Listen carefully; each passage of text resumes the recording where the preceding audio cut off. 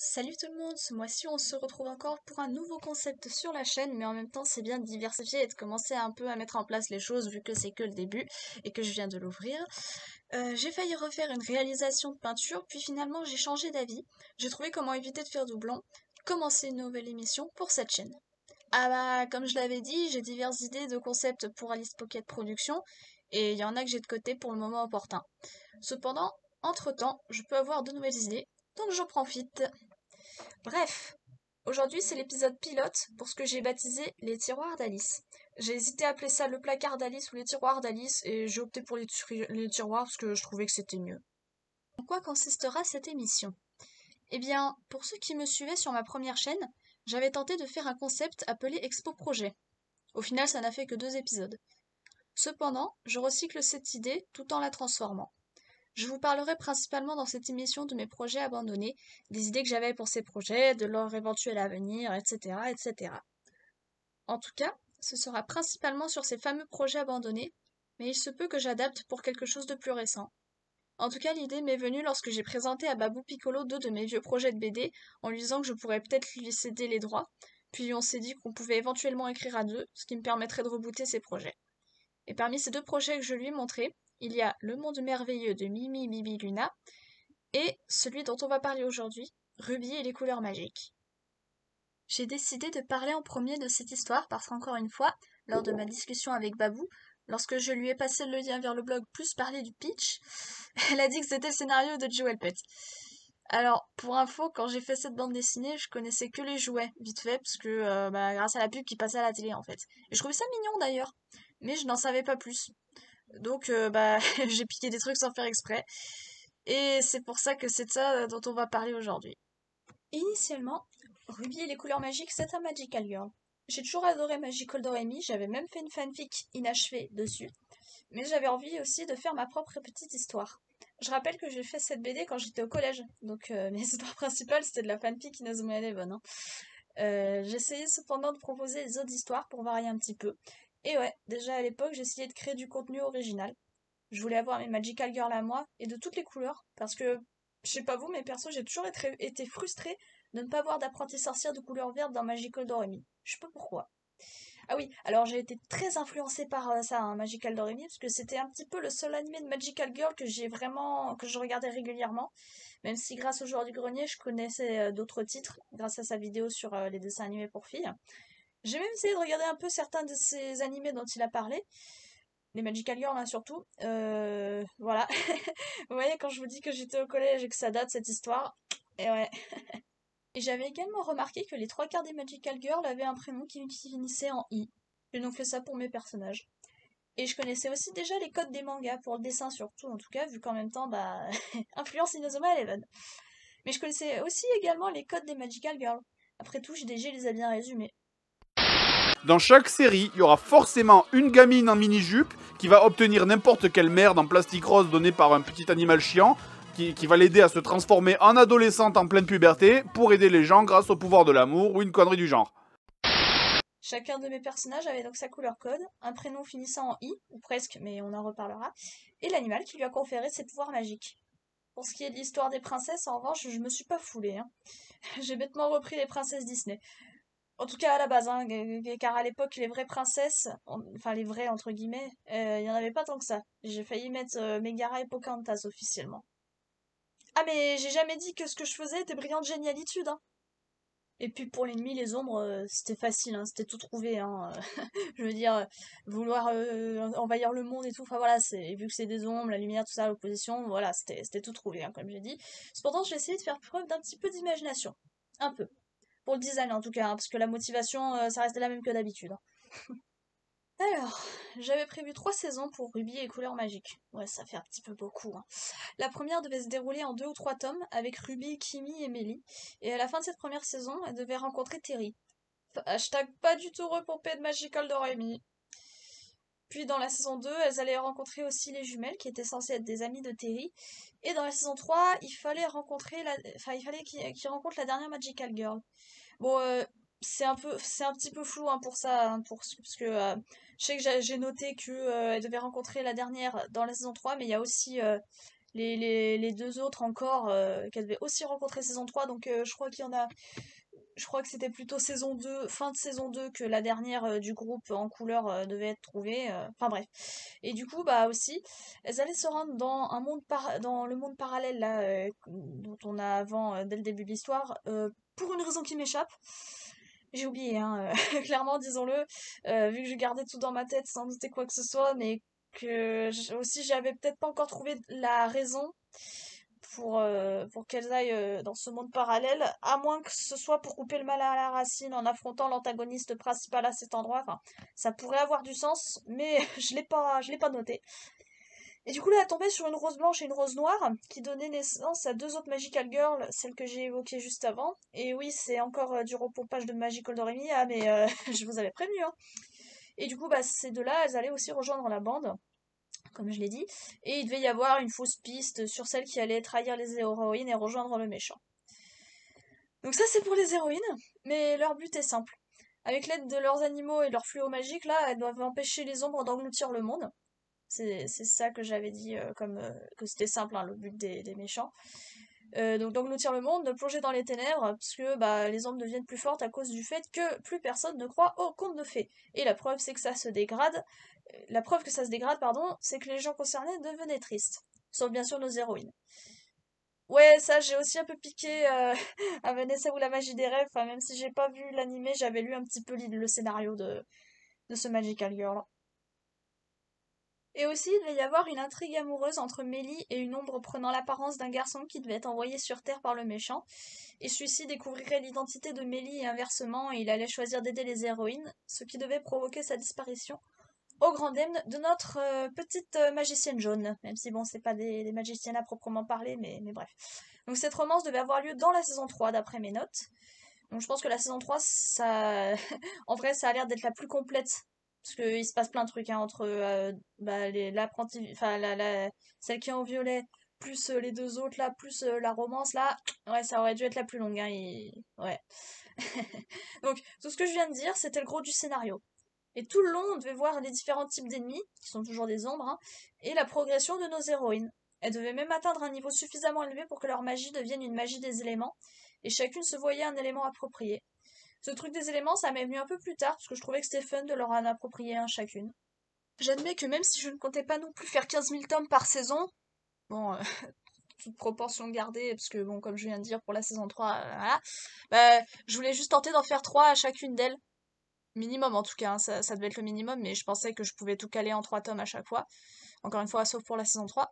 Bon, c'était peut-être pas ouf, hein, 3, parce que bon, il n'y avait pas trop de quoi raconter finalement pour certains des trucs. Enfin, des saisons, pardon. Bon, d'après mes notes, la saison 2 aurait pu contenir plus que 3 tomes, je pense, parce qu'il se passe pas mal de choses entre l'arrivée du deuxième trio et à la toute fin de cette saison, la naissance de Malika et Bianca. Puis la saison 3, encore une fois, on aurait peut-être contenu encore plus. Donc ouais, quand même.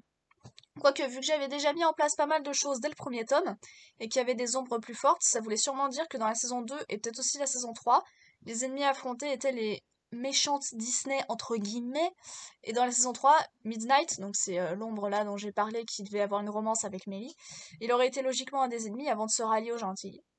Ouais, donc ça aurait pu devenir comme Mermaid Melody, où à quasi chaque épisode, il y a un affront gentil méchant, donc répétitif. Je voulais faire un truc un peu long, peut-être à cause de l'influence Magical Doremi, encore une fois. Mais au moins dans Magical Doremi, même s'il y avait 50 épisodes par saison, sans compter la saison Naisho, au moins les épisodes, bah, en tout cas, je pense que en tout cas dans les épisodes, ça développait les personnages, leurs relations et tout. Parce que bon, ça fait longtemps que j'ai pas regardé d'épisodes, mais à mon avis, c'était pertinent. Enfin, ça allait quoi. Mais dans Ruby et les couleurs magiques, on n'aurait même pas eu ça, vu que les personnages auraient presque tous été plats et que j'avais pas vraiment créé de vraies personnalités très distinctes pour chacune d'elles. Bon, en même temps, j'étais au collège. Hein. Mais ça n'aurait pas été le seul problème, la répétition de l'histoire. Justement, en parlant de personnalité, on va parler des personnages en eux-mêmes. Bon, alors déjà, les princesses Disney, on les éclipse tout de suite parce qu'elles devaient se faire capturer les unes après les autres à chaque saison et n'allaient être libérées qu'à la toute fin, donc Osef. La garde royale de la princesse Aurore était composée de chats anthropomorphes. Pourquoi Je sais plus. Parce que si elle était supposée être la gardienne de la couleur rouge, bah l'animal de Ruby c'est un lapin, donc aucun rapport. Et puis même, enfin le chat c'est l'animal de compagnie d'une autre de Magical Girl, donc ouais Ouais, non, je vais arrêter là parce qu'il y a trop de trucs qui n'ont pas de sens avec le recul, en fait. Du coup, on va passer à l'antagoniste principal, Umbral.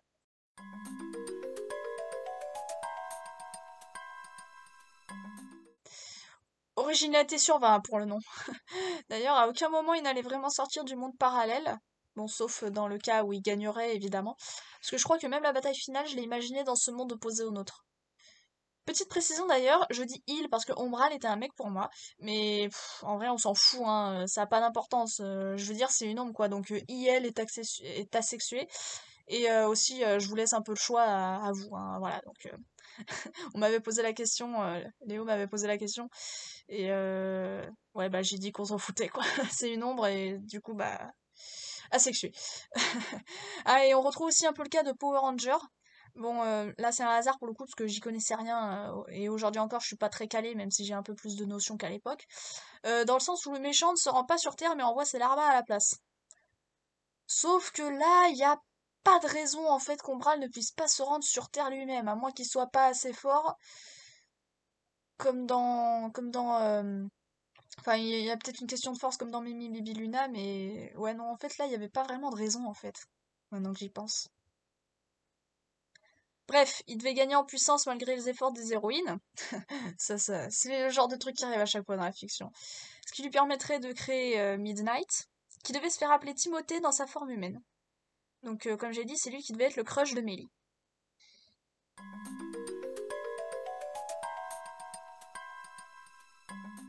Bien que j'ai révélé que les 3 premières héroïnes sur mon blog, en tout cas, qui sont une fois de plus totalement repompées du trio de Magical Doremi, hein, tant dans le look que pour ce que je voulais faire de la personnalité, j'avais déjà prévu tous les autres personnages, comme vous aviez pu le constater. Et donc, Midnight, bon, déjà un gamin qui porte un sweat destination finale, c'est un peu étrange, mais aussi, petit détail, il devait pas avoir d'ombre, vu que lui-même en est une. Et sa personnalité, je crois que j'avais prévu de faire que c'était un garçon qui a un bon fond, déjà, et doté d'une certaine sensibilité. Il devait être un petit peu méchant quand même, genre Mimi dans Mermaid Melody, vous voyez? Tiens d'ailleurs, petit hasard, Mimi, ça pourrait être aussi l'abréviation de Midnight. Oh, d'ailleurs, je crois que ça aussi, ça m'a un petit peu influencé. Et je crois qu'il devait avoir un peu de la personnalité de Hippo aussi, hein, sensibilité, tout ça. Un autre personnage de Mermaid Melody. Parce que perso, j'ai toujours adoré le couple Hippo et Yuri. Et c'est vrai que la romance Melly et Midnight, c'est un petit peu ça. Mais bref, j'ai fini avec Midnight. On passe maintenant aux héroïnes.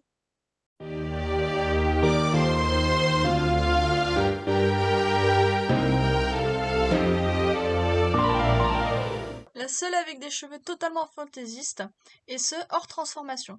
Mais vu que la frange paraissait trop bizarre pour être réaliste... Alors quoi? Ouais, c'est vraiment ce que je me disais quand j'étais gosse, que la frange que j'avais faite à Ruby, là, ces espèces de boucles, c'était sa frange. Bref, du coup, bah, je m'en suis quand même aperçue à l'époque, et du coup, bah, pour moi, c'est devenu un genre de bandeau. Et vu que souvent dans les histoires, le personnage principal se voit attribuer la couleur rouge, et bah, du coup, bah, j'ai fait ça moi aussi, hein, ça a été le cas pour Ruby. Quel heureux hasard! Elle a déjà les yeux rouges de base, c'est sûrement pour ça que ses parents l'ont appelée comme ça. Par contre, pour son élément, bah, je voulais pas que ça soit le feu, parce que c'était trop évident, et perso, bon, en plus d'être un peu cliché que le héros ou l'héroïne est toujours le feu, en plus moi j'aime pas trop cet élément, enfin je trouve c'est trop... Je préfère l'eau déjà, enfin bref, c'était trop évident, et du coup, bah, je savais pas trop quoi mettre pour Kimi qui était en orange. Du coup, bah, j'ai choisi la terre pour Ruby, parce qu'au moins c'est un peu plus original que le feu, mais c'est vrai que j'aurais pu aussi l'attribuer à Kimi. Et donc pour la personnalité de Ruby, et bah, comme je l'avais évoqué, le trio de la saison 1 reprend Doremi, Sophie et Emily, tant dans l'apparence que dans la personnalité. Donc Ruby devait être la fille maladroite qui a quand même un beau cœur, sauf que bah malgré ça, les personnages, là je parle de Ruby, Kimi et Emily, malgré ça, bah les personnages, ils étaient un petit peu pareils, hein. Et vu que j'ai jamais dépassé le top 1 saison 1, bah la personnalité des autres Magical Girls du groupe allait être totalement insipide et plate, sans rien de plus, que je me basais pas sur Doremi et compagnie pour cette fois. Et que, bah, un peu comme dans Mermaid Melody, on se serait focalisé assez souvent sur Ruby, Melly et Kimi, pardon. Et il n'y aurait pas eu beaucoup de développement de personnalité, vu que de toute façon j'étais trop jeune à l'époque pour comprendre, enfin pour mettre en place un truc pareil. Seuls Malika et Bianca avaient un peu de personnalité en rab, j'ai l'impression, mais j'y reviendrai. Et Midnight est déjà en soi plus intéressant. Donc on a Ruby qui est un repompage mal fait de Doremi. Son animal de compagnie c'est un lapin bélier et albinos, Pita. Et là, pour le coup, j'ai pris un lapin parce que j'ai toujours adoré les lapins et j'avais Flora déjà à l'époque, hein. Donc c'est un lapin magicien qui a son chapeau magique, même si son attribut est son coussin. Donc ça veut dire qu'il est techniquement un peu plus fort que tous les autres animaux au final, vu que lui a le chapeau en plus. Pour sa personnalité, il devait être, je dirais, courageux, intrépide et parfois engueuler Ruby pour ses conneries. Bien qu'on n'ait pas vraiment vu ça dans ma BD. Par ailleurs, notez que les noms des animaux sont donnés par leurs propriétaires. Sinon, on n'en a pas, hein. On les appelle en se focalisant sur leur apparence.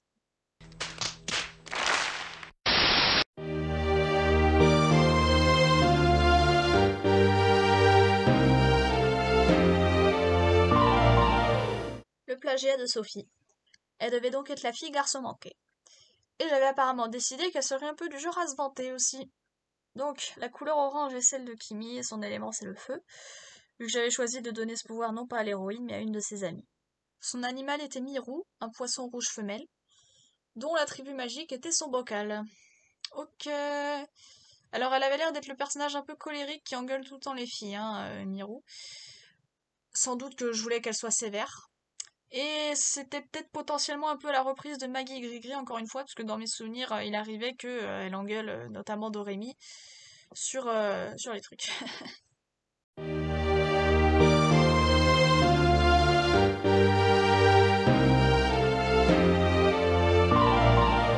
Le plagiat d'Emily. Elle devait donc être la fille intelligente, mais on notera également que j'avais décidé que c'était une fille sensible qui aime les animaux. Bon, pour ce qui est de la sensibilité, je pense que Emily l'était aussi, hein, mais bref. Je pense que je devais aussi faire d'elle une fille rayonnante de joie, donc peut-être un peu moins timide qu'Emily. Bon, j'ai réfléchi pas mal pour son élément et j'ai décidé que ce serait la lumière. Après tout, ça se rapportait au soleil, chose qu'on remarque sur son vêtement de la saison 1 et tout. Et puis le jaune, le soleil, tout ça, ça va bien ensemble. Et maintenant que j'y pense, c'est la seule qui a failli être complètement affectée par une ombre. Je vous expliquerai ça dans les anecdotes. Et vu qu'elle devait être amoureuse de Midnight, qui est une ombre, en vrai, ça fait une parfaite opposition ombre-lumière. J'avais pas du tout pensé ça à l'époque, hein, pour info. C'est que maintenant, quand je me suis remise à mes vieux trucs pour écrire cette vidéo, que je me suis aperçue de plein de trucs en vrai. Donc l'animal de compagnie de Mélie était Piu Piu, un rouge-gorge apprivoisé, et l'attribut de celui-ci une branche volante magique. Imagination sur 20 hein, pour le nom et l'attribut magique, hein, franchement. Et apparemment, donc Piu Piu devait être doux au niveau de sa personnalité. Ouais, depuis tout à l'heure, je parle au conditionnel, mais je rappelle que c'est un projet que j'ai laissé en suspens depuis 7 ans et que j'ai jamais repris. Donc voilà quoi, c'est pour ça que. Hein. Bon, passons au personnage suivant si vous voulez bien.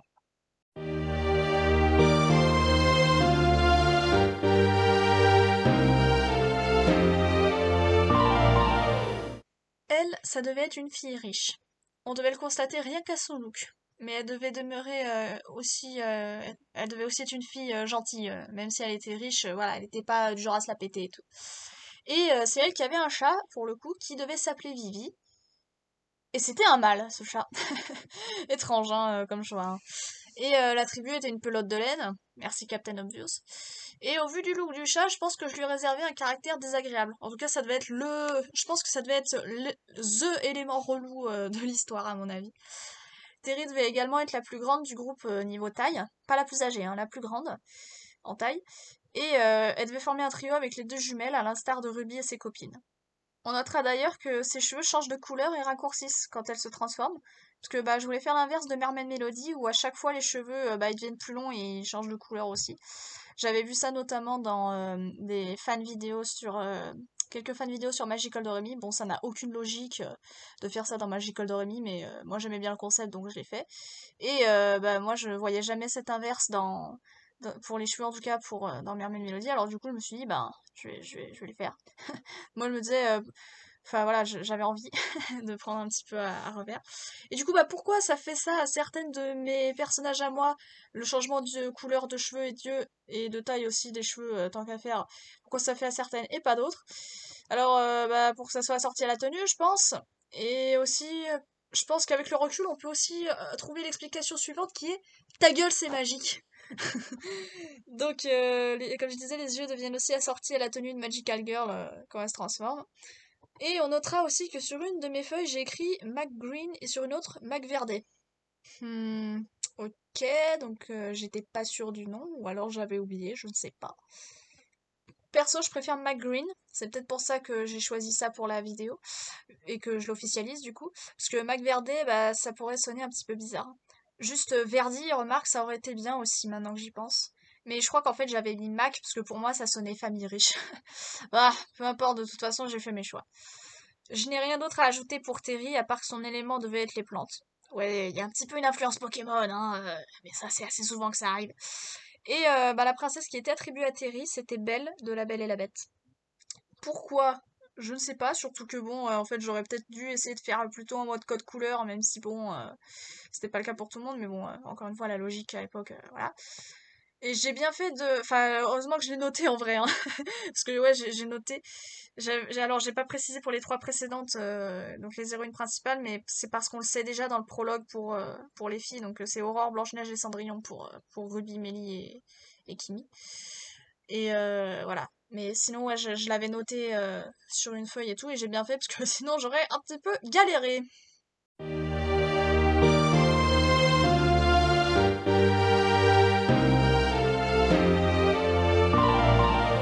Alors, on arrive à la partie intéressante entre guillemets, parce que là, même si leur personnalité n'avait pas encore été tout à fait établie, alors apparemment Jessie avait l'air plus souriante et joyeuse que sa sœur, qui elle, je pense, devait se voir attribuer le calme et la patience.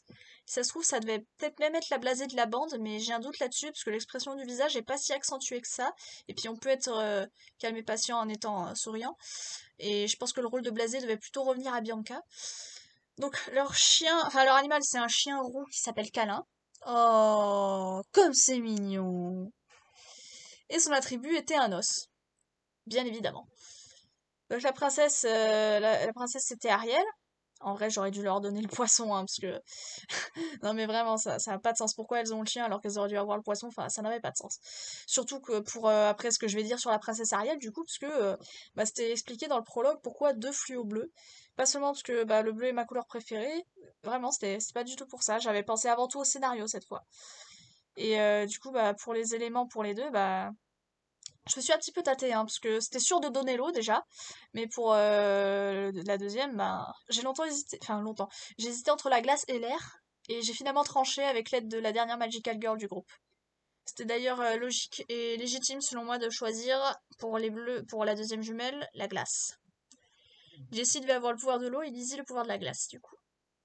Et d'ailleurs, bah, c'est Jessie qui devait mourir en héroïne, d'après mes notes. Donc j'ai renoncé à de l'auto-fan-service quand même, hein, parce que comme j'ai dit, j'adore la couleur bleue, de préférence foncée, mais aussi, bah, l'eau, c'est un élément qui me parle vraiment. Et bah là, décès. Pas mal quand même, hein, pour l'époque, je trouve, hein. En plus, bah, maintenant que j'y songe, avec du recul, le fait que celle qui a le pouvoir de l'eau meurt, c'est un petit peu représentatif du fait qu'Ariel renonce à sa nature de sirène afin de devenir une humaine pour vivre avec son prince. Eh, j'ai fait du symbolisme avant l'heure sans le faire exprès. Lol. Les jumelles devaient d'ailleurs être les plus jeunes de la bande, et donc aussi les plus petites en taille par conséquent. On remarque aussi que leur nom de famille n'est pas lié à leur couleur, contrairement aux autres, mais plutôt à l'élément de l'eau.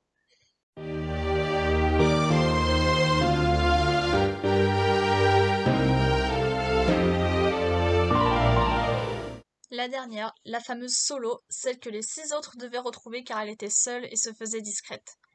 Et elle a plein de fleurs sur la tête, donc je pense que ça devait sous-entendre que comme Mélie, elle devait être sensible.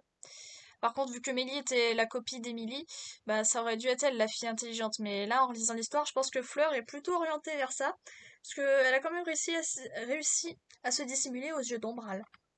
L'animal de Fleur était un hamster russe nommé Topla, un mâle donc, et du coup petit hommage à Hamtaro. Et l'attribut magique était bien évidemment une roue de hamster. Fleur était la seule dont le prénom ne se terminait pas en i. Sa princesse, ses réponses, je pense que la couleur de la robe de réponse ça a dû jouer. Et du coup, bah, l'élément de Fleur, bah, c'est l'air. On remarque par rapport à sa robe qui fait un petit peu nuage aussi, hein. Ouais, du coup, quand j'avais dit que les éléments c'était venu après, ouais, c'est plus ou moins vrai en fait, mais je sais plus à quel moment j'ai commencé à y penser. Et après, bah, c'est resté quoi. Et en fait, bah, je me creusais aussi la tête pour une utilité scénaristique, parce que leur attribuer un élément juste pour le fun, j'aurais pu me contenter de ça sans le mettre dans l'histoire, hein. Pour revenir vite fait sur Réponse, en vrai, elle est un peu tombée à pic quand j'ai fait mon choix. Le Disney la concernant était annoncé dans cette période-là, je crois bien. Enfin, il me semble que j'étais au collège quand il allait sortir et tout. Ou pas. J'ai un doute, mais à mon avis, oui, hein, parce que sinon, j'aurais peut-être pas fait ce choix. Ou alors, j'avais peut-être pas de princesse pour Fleur, et plus tard, quand Réponse est sortie, bah, je me suis dit, bon, bah, ça sera celle-là, et puis de toute façon, vu que j'ai rien, j'ai pas vraiment révélé tout dans la BD, c'est pas bien grave, puisque on les voit en nombre et tout, donc c'est pas dramatique. Et quand je reprendrai la BD, j'officialiserai ça, donc voilà, c'est ça que j'ai dû me dire, je pense, hein. Donc ouais, ça a failli être une autre princesse, mais au final, ça s'est peut-être pas si mal goupillé, hein. Et maintenant, il est temps de parler des deux dernières.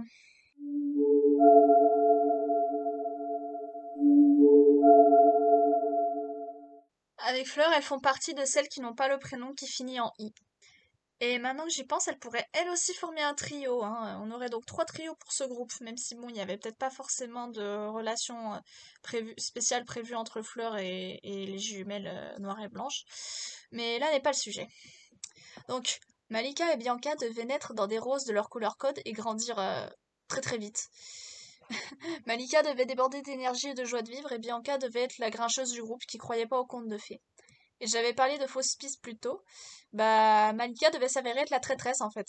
Je devais faire croire que c'était évidemment Bianca qui allait tenter de rejoindre les ombres. Voilà. Alors comme elles viennent d'un monde de contes de fées, littéralement.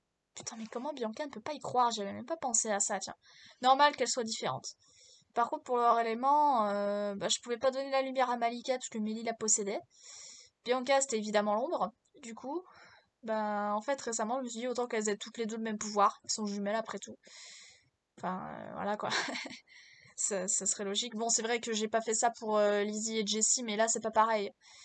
Et du coup, bah, elles avaient pas non plus d'animal approprié, et pas de fluo à cause de leur couleur, mais chacune un sceptre magique à la place. Et le coup de elles grandissent assez vite, c'est bon, c'est un peu comme dans Magical Doremi, sauf que Flora, elle est bébé pendant un certain temps avant de grandir, et là, c'est genre Malika et Bianca, elles naissent et paf, elles grandissent direct, quoi. Jusqu'à avoir à peu près l'âge des héroïnes. Pas très très logique, je l'avoue. Comme je l'avais indiqué, j'ai mis le projet en suspens après le tome 1. Malgré le fait que je me consacrais essentiellement à Nicole Eleven, je m'étais aménagé une sorte de planning afin de pouvoir faire plusieurs BD en même temps. Mais hélas, après avoir achevé le premier tome de Ruby, ben j'ai fait une pause. Et j'ai jamais repris, bien que j'y songeais de temps à autre. Pareil pour mes autres projets qui étaient un peu dans cette période-là. Je me disais qu'avec le temps, je taperais la suite pour pouvoir y dessiner après, voire même pour rebooter l'histoire. Et puis arriva la fameuse conversation avec Babou. Ouais, j'y reviens sans cesse, mais je rappelle que c'est un point crucial pour moi, parce qu'en plus, sans ça, bah, j'aurais pas eu l'idée de faire ce concept pour Alice Pocket Productions. Bref, lorsque j'ai papoté avec mon ami, je lui avais dit que je pouvais lui céder les droits de Ruby et de Mimi Bibi Luna, que je vais abréger MBL, hein, mais on verra ça plus tard quand j'en reparlerai dans la vidéo appropriée. Parce que oui, je ferai une vidéo dessus. Bref. Donc, je disais à Babou que je pouvais lui céder les droits de Ruby et MBL si elle le voulait, ou plus glauque encore, si jamais je rédigeais mon testament, bah, j'aurais écrit que je lui cédais les droits de ces histoires. Et là, elle m'avait proposé de même carrément les écrire ensemble. Je lui ai également montré et pitché ces deux histoires. Elle m'a dit que le scénario de Ruby c'était celui de Joe Pet. Et pourquoi je rembobine tout ça alors que je l'ai déjà dit dans la vidéo? Et ben pour vous dire que ça a changé la donne. Ruby les couleurs magiques étant au départ un projet mis en suspens, bah à présent je pense que. Enfin, je pense soit l'abandonner et donc le mettre définitivement au placard ou au tiroir, hein, voilà, petit clin d'œil au titre de l'émission, soit trouver un moyen de le recycler, soit de le rebooter complètement comme je l'envisageais. Quand je parle de recyclage, c'est-à-dire que, bah, comme j'avais dit là pour les tiroirs, ça reprend, enfin je reprends le concept d'expo projet, mais je change des trucs quoi. Donc c'est pas un reboot complètement, parce qu'un reboot ça impliquerait que je reprenne vraiment encore moins de trucs et que je mette vraiment tout à zéro quoi, que je recommence tout de A à Z, alors que là c'est vraiment du recyclage. Enfin pour moi il y a une différence entre les deux. Mais bref. Donc si je laisse tomber, pour oublier les couleurs magiques, je pense tout de même y rendre hommage ou trouver le moyen d'utiliser les personnages dans des crossovers que je souhaiterais faire, soit en leur faisant faire un caméo, soit en les rendant utiles d'une certaine manière. En tout cas, l'envie de se faire croiser toutes mes histoires remonte aussi au collège, mais on va pas en parler tout de suite. Ça sera pour une autre fois. Pour les aborder, il m'a fallu relire ma production, et par tous les dieux Yucha, ça m'a déjà filé un coup de vieux de me replonger dedans, mais alors pour y relire, ça a pas fini de me le faire, hein. Donc on va commencer avec les points négatifs parce que c'est mieux. Bon, alors déjà, les princesses sont couronnées reines, mais on les qualifie quand même de princesses. Les dessins sont dans la veine de l'époque, je faisais les fameux bras de poulpe. Pourquoi des chats auprès de la reine Aurore, bon sang? La princesse en question, elle sort le fluo magique rose de nulle part, hein, comme vous pouvez le voir sur cette case. Des fois, on comprend pas trop ce qui se passe, donc faut vraiment observer un certain temps l'image avant de capter ce que j'essayais de faire. Ok, donc il suffit de balancer un truc en direction du ciel pour qu'il aille sur Terre, d'autant que Pita peut voler sur son coussin. Bon, ça lui donne de la vitesse en plus, mais quand même. Il y a des explications inutiles, genre quand Umbral pique le doigt d'Aurore. Ouais, bah, on n'a pas besoin d'en savoir plus, hein, Umbral bavarde trop. Et puis on connaît tous l'histoire de la Belle au bois dormant, hein. Mais bon, le cliché du méchant qui fait son discours, on voit ça quasiment partout aussi. Tentacules soporifiques. Ok. Non seulement l'explication donnée par Cendrillon n'a pas de sens, mais en plus on s'en fout. Et surtout, pourquoi les ailes de Piu-Piu sont collées? Alors même avec l'explication qui se veut justifier ça, juste parce que j'ai éprouvé le besoin de le justifier, ben ça marche toujours pas. Exposition maladroite par Ruby, et en plus elle parle toute seule. Alors que j'aurais pu mettre tout ça en pensée déjà. En plus je switch sur les pensées une page après, donc autant tout foutre en pensée direct. Le scénario ne justifie pas l'attente du bon moment pour dire aux filles quels sont les élus, mais je pense qu'on peut esquiver ça en disant que quand t'es gosse, tu commences à bien comprendre qu'à partir d'un certain âge. Mhm. Le fluo sert juste à attaquer les ennemis, c'est pas un bâton magique de Magical Doremi, évidemment que Ruby va pas s'amuser avec. Sauf si elle pense que toutes les ombres sont des ennemis, ou qu'elle le cache dans sa trousse et le prenne pour un de ses stabilos boss à elle, et du coup ça fait qu'elle se transformerait devant toute la classe. Les animaux les plus fréquents. Hmm. Fallait peut-être rajouter juste le terme domestique pour les animaux domestiques les plus fréquents, et là c'était valide. Et en plus, je dis totalement que les animaux des trois héroïnes sont privilégiés. Ah bah d'accord, on assume complètement. Donc ça veut dire que les trois principales devraient vraiment être les plus importantes, un peu comme Lucie, Anon et Rina dans Mermaid Melody en fait.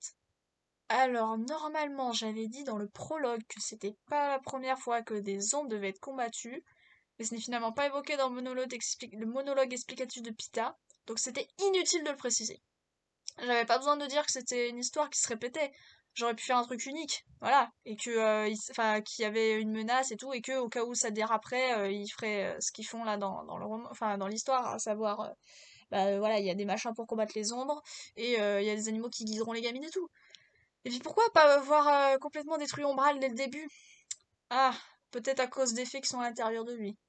Mais quand même, il y avait pas mal de trucs insensés. Et ouais, je chipote sur les toutes petites choses qui me tombent sous les yeux à chaque fois, mais c'est un mal pour un bien.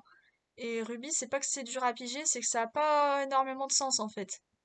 Et ce que j'écris se contredit parce qu'en plus Pita devrait connaître Kimi et Mélie logiquement, sans forcément savoir qu'elles ont aussi des animaux magiques. Il n'y a pas peu de chances qu'elles soient choisies, sauf si t'as le lapin depuis peu, mais quand même.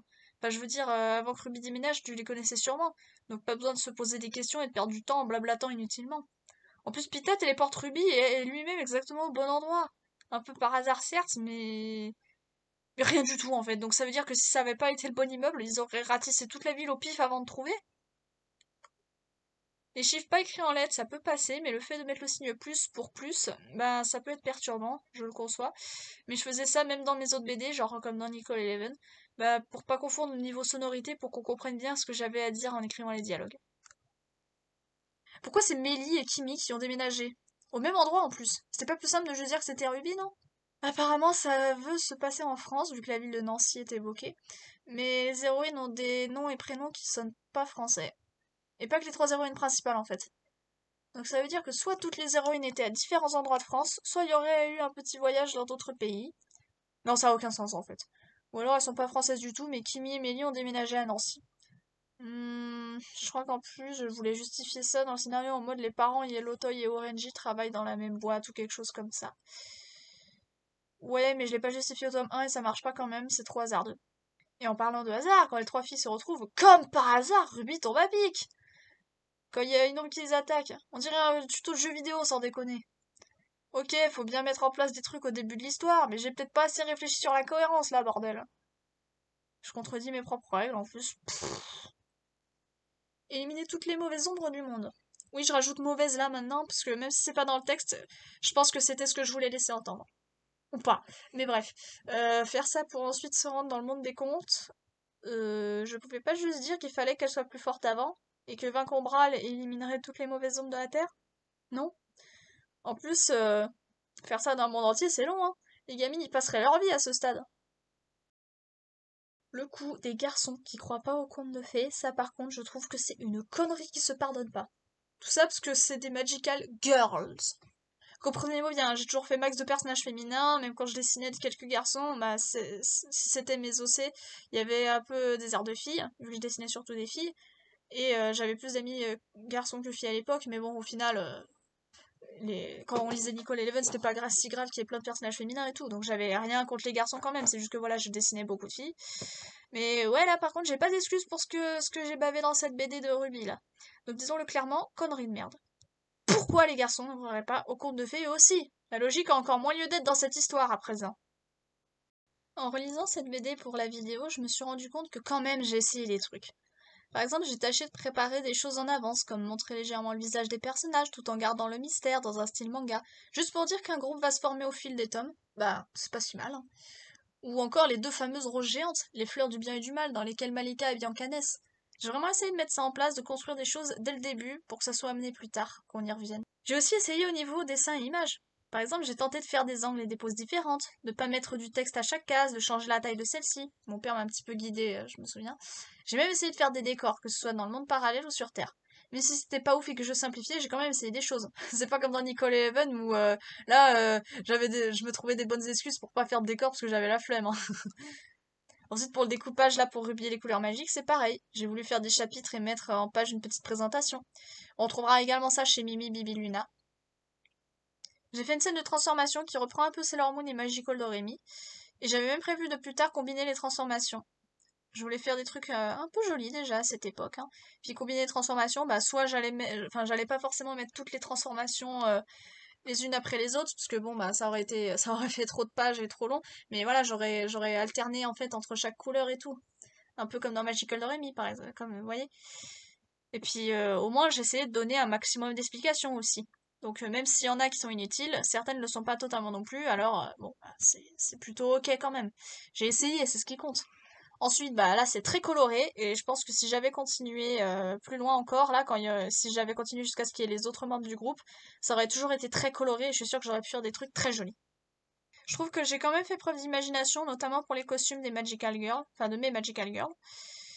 Et au moins le scénario est à peu près clair et il ne stagne pas. En tout cas, je trouve que ça avance un minimum et que l'objectif est simple.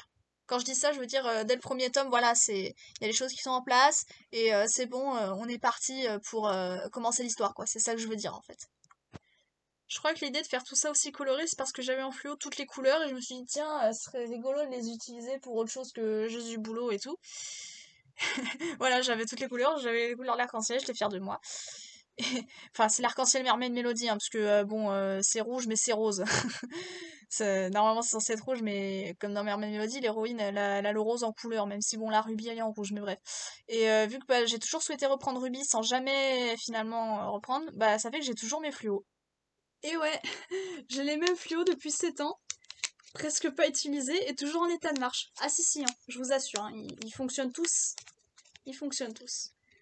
Bon, sauf peut-être lui, hein. Lui il marche un petit peu moins bien, en même temps il est plus petit. Et je crois que bah, c'est le seul que j'ai en petit, parce que j'avais déjà épuisé le précédent qui était de la même taille que les autres. Oui, là je fais du facecam parce que j'avais vraiment envie de vous les montrer. Et désolé pour la qualité, hein.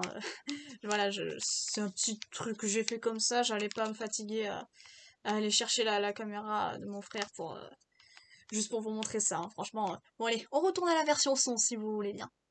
La couverture de Ruby et Couleurs Magiques tome 1, c'est la première couverture que j'ai faite avec un décor et tout, parce que ouais, laisser tout en blanc comme sur les Nicole Eleven, bah ça faisait triste, hein. Je me souviens l'avoir dessiné pendant qu'on était en vacances en Italie, dans la maison qu'on louait à chaque fois, et que c'est mon père qui m'encourageait à faire un fond, une bannière pour le titre et tout. Et c'est vrai que c'est pas si mal, hein, ça rend plutôt bien, même avec du recul, hein, franchement. Et je pense que c'est en m'ayant poussé de la sorte que du coup, bah, ça fait que j'ai fait ça pour Mimi Bibi Luna, pour la famille Fiasco et pour les autres BD qui ont suivi après. Ombral qui se réveille après avoir accumulé de la puissance et qui a des alliés à ses ordres. Vous savez, comme je l'ai dit, je dessinais en même temps le monde merveilleux de Mimi Bibi Luna et il y a d'énormes similitudes entre les deux. Je faisais de l'auto-concurrence, lol. Mais ça aurait pu être intéressant d'avoir deux histoires un peu similaires, mais dans des univers différents, avec des personnages différents et des histoires également différentes, bien que proches. Et il y aurait même moyen de faire un crossover en vrai, maintenant que j'y pense. J'ai fait exprès d'écrire Ruby en français au lieu de donner le prénom qui prend un Y, parce que je savais quand même hein, que voilà, le prénom normalement c'est avec un Y. Parce que je voulais créer une sorte de trio d'héroïnes qui étaient dans des univers différents avec Saphir et Émeraude. Ouais, totalement. Référence directe à Pokémon. Ça aussi, c'est un truc que je fais depuis très longtemps finalement, hein, de vouloir faire clin d'œil à Pokémon dès que j'en ai l'occasion. En même temps, ça m'a tellement apporté cet univers. Mais du coup, voilà, c'est c'est vrai que après, bon, maintenant j'ai un personnage qui s'appelle aussi Ruby avec un Y, mais rien à voir. Les deux n'ont vraiment rien à voir. J'avais parlé du fait que Mélie était la seule qui avait failli être possédée par une ombre. Mais en fait, le truc c'est que en fait, quand j'ai été obligée de faire ça dans cette case, parce que lorsque j'ai fait l'ancrage, j'ai biffé mon trait involontairement et je pouvais pas corriger. Et du coup, bah, cette grosse faute, bah, j'ai dû sur le moment adapter. Je suis partie en freestyle en pro total. Cela dit, en vrai, maintenant que je constate ça des années plus tard, bah, vu qu'elle devait être amoureuse de Midnight, ça pouvait créer un petit lien entre les deux, hein. Il aurait pu sentir qu'elle avait été en contact avec une mauvaise ombre ou quelque chose. Enfin, vraiment, j'aurais pu. Je suis sûre, il y avait concept, il y avait moyen de jouer là-dessus. Avec juste un truc qui était pas prévu du tout de base, une toute petite erreur de dessin que j'ai pas pu corriger et que j'ai été obligée d'incorporer au scénario. Parce que en vrai, ça me faisait bizarre de dessiner la gentille et tout, qui avec un visage aussi creepy là, on dirait Kayako dans The Grudge quoi. J'ai bien évidemment créé un blog pour Ruby et les couleurs magiques, mais il est totalement désert à présent. Bah ouais, vu que j'ai pas continué. Alors je le mettrai probablement à jour pour ce qui est des personnages par exemple, donc je mettrai mes vieux dessins là pour que, voilà, au moins qu'on puisse les voir quoi, qu'on voit les personnages de ce que j'avais prévu et tout. Et je partagerai aussi les remakes, mais sinon bah je laisserai tel quel, parce que ce sont des souvenirs. Et bah du coup vous pouvez lire la BD sur le blog déjà, vous pouvez y lire. Et on peut aussi la lire sur une page Facebook qui est hors ligne pour l'instant, mais je pense peut-être la rebooter. Donc c'était la page, une page que j'avais créée, une page Alice égale une histoire. Donc comme j'ai dit, elle est hors ligne, mais je pense que si un jour je la upload, bah, vous le saurez. Et bah en fait à la base je l'avais créée parce que je voulais mettre dessus tout ce qui n'était pas du Nicole Eleven. Parce qu'en fait Nicole Eleven, je voulais l'associer à ma première chaîne YouTube, donc à la page que j'avais créée en rapport avec. Parce que je voulais un peu incarner mon personnage au début lors de mes premières vidéos, mais bon, vous avez pu constater, j'ai très vite laissé tomber ça. Et certes, la page Alice égale l'histoire a été à l'abandon, mais comme j'ai dit, je pense lui faire peau neuve.